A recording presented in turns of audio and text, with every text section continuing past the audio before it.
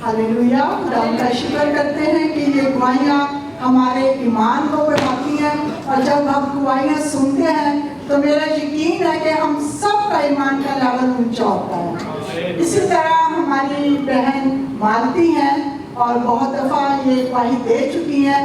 इनकी गवाही ये है कि कुछ दिन पहले ऐसा हुआ कि इन्होंने जब शावर लिया और सर धोया तो इनको फील हुआ इनके सर में कुछ ऐसे ग्लैंड सा कुछ बन गया जो कि लेमन के साइज का था, और इन्होंने बहुत परेशान हुई।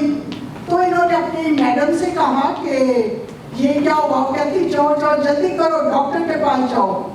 मालती ने कहा नहीं, मेरा तो डॉक्टर मेरा यीशु मसीह है, मैं उसके पास जाऊंगी। और ये झुकी, दुआ की और ये अनॉइंटिंग ऑयल लेके गई थी पास्टर रूबी से।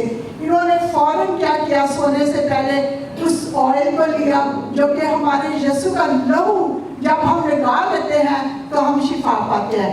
इन्होंने यीशु के लहू को अपने उस ग्लैंड के ऊपर लगाया और ये सो गई। और जब सुबह उठी तो वहाँ कुछ भी नहीं था, और ये खुदावंद के नाम